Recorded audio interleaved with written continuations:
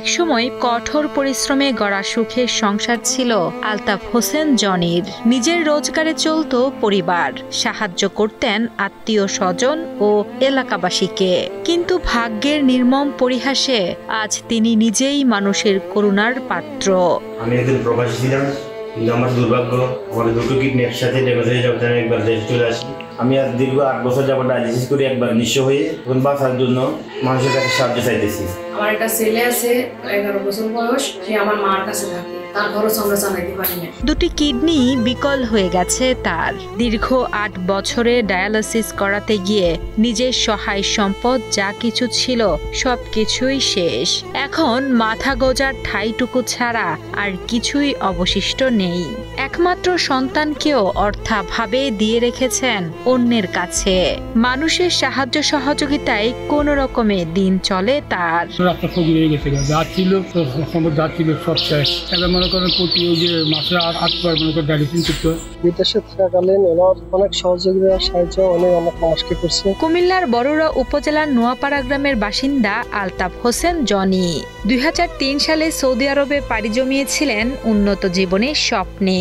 2017 সালে হঠাৎ শারীরিক অসুস্থতা হলে পরীক্ষা নিরীক্ষার পর জানতে পারেন দুটি কিডনি বিকল হয়ে গেছে তার। সুস্থ হতে প্রয়োজন দ্রুত কিডনি প্রতিস্থাপন। পরবর্তীতে স্ত্রী কিডনি দিতে রাজি হলেও উচ্চ রক্তচাপের কারণে তা সম্ভব হয়নি। এরপর থেকে শুরু হয় এক দুর্বিষহ সংগ্রাম। গত 8 বছর ধরে ডায়ালিসিসের উপর নির্ভর করে কোনো মতে বেঁচে আছেন আলতাফ হোসেন। ডাক্তার বলছে কিডনি ট্রান্সপ্লান্ট করতে হবে, যা অত্যন্ত ব্যয়বহুল, আমাদের সম্ভব না।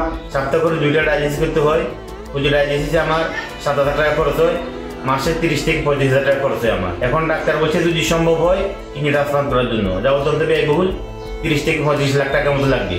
সপ্তাহে 2 বার করে মাসে 8 বার ডায়ালিসিস করাতে খরচ হয় 30 থেকে 35 হাজার টাকা।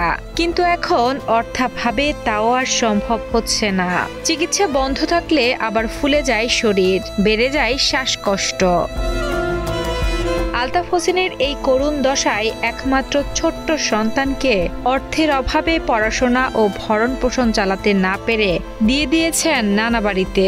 কিডনি প্রতিস্থাপন করে সুস্থ হয়ে স্ত্রী সন্তানদের নিয়ে আবার ভালোভাবে বেঁচে থাকতে সরকার সহ সমাজের বিত্তবানদের কাছে আর্থিক সহযোগিতার জন্য আবেদন জানান আলতাফ ও তার পরিবার।